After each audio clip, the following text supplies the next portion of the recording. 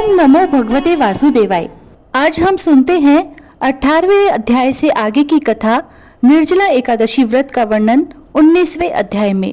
व्यास जी बोले कि हे भीमसेन, उन पूर्ववासियों के ऐसे वचन सुनकर राजा पुलिंद क्रोध के वशीभूत होकर बड़े गर्व के साथ ऐसे वचन बोला, हे ग्रामवासी, यह एकादशी कौन है? इस दिन किसका व्रत किया जाता है? अरे मूढ़, निष्फल बातें क्यों बनाता है? तू अपने घर कुशलता से चला जा, नहीं तो मेरे ये परम दारुण दूत तुझको मारेंगे।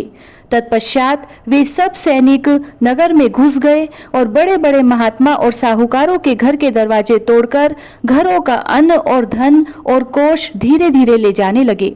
बड़े बड़े धन वालों के घरों के फाटक तोड़कर अच्छे अच्छे धन को ले गए और समस्त नगर के घर भयानक सैनिकों से भर गए। उस दिन पूर्ववासियों को कंद मूल और फलादि कुछ भी नहीं मिल सका और समस्त पूर्ववासियों का निर्जला एकादशी व्रत हो गया। सूर्य नारायण अस्त हो गए और नगर के बालकों तक को जल भी नहीं मिला और नगर में बड़ा हाहाकार होने लगा। और उधर स्वर्ग में भगवान विष्णु सहसा उठकर खड़े हो गए तथा गरुड़ जी को बुलाकर उनके कान में बहुत सी बातें समझा दी तथा गरुड़ जी की सवारी कर शीघ्र उसी नगर को गए और वहां जाकर विविध प्रकार की सेना की रचना की।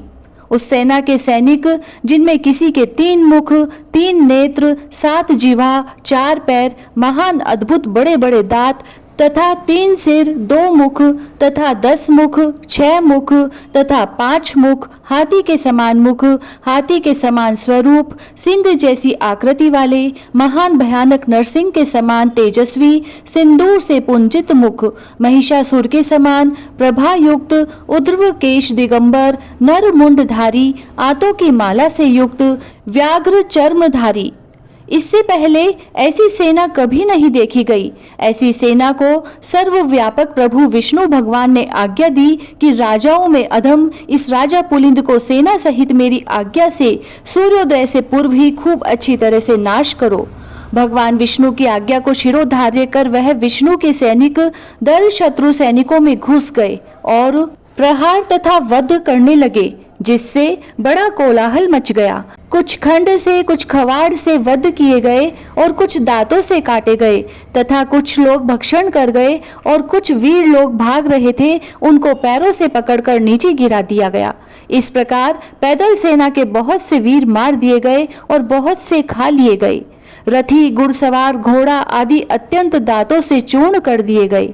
शिविर में आग लगाकर भस्म कर दिया गया और उसका बड़ा प्रकाश हुआ। उस प्रकाश को देखकर सबको बड़ा विस्मय हुआ और कहने लगे कि तुम लोग कौन हो और कहां से आए? हम लोगों ने ऐसे वीरों को कहीं पर कभी भी नहीं देखा। अतः उनको मनुष्य न समझकर सब सैनिक भागने लगे। सैनिकों को भागता देखकर विष्णु सैनिकों ने उनका पीछा कर मार डाला। इस प्रकार पुलिंद के सब सैनिकों को मार डाला गया।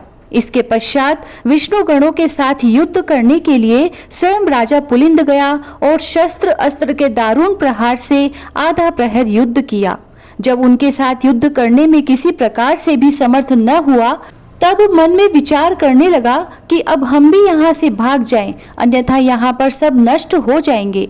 ऐसा विचार करके राजा पुलिंद ने मेघास्त्र छोड़ा, जिसके द्वारा वहाँ घोर अंधकार हो गया और मेघ जल वर्षाने लगे तथा बड़े प्रचंड वेग से पवन चलने लगी। इससे विष्णुगण सब मुग्ध हो गए और जो जहां पर था वहीं सब काम छोड़कर बैठ गए। ऐसा समय देखकर राजा पुलिंद घोड़े पर सवार होकर सहसा वहां से चल दिया। जो शेष सैनिक बच रहे थे वह भी राजा के चले जाने पर वहां से चल दिए। और इधर भक्त वत्सल विष्णु भगवान अपने भक्त का कार्य करके अपने लोक में चले गए। प्रातःकाल होने पर नगरवासी अत्यंत आश्चर्य करने लगे और वहां पर शत्रु की सेना न देखकर अंत में पारण के समय उन्होंने निश्चय किया कि यह सब कुछ स्वप्न मात्र था तथा भगवान प्रिय स्नानादि कर्म किया। इति श्री ज्येष्ठ महात्म्य निर्जला एकादशी महात्म्य वर्णन 19वां अध्याय समाप्त हुआ। जय श्री राधे।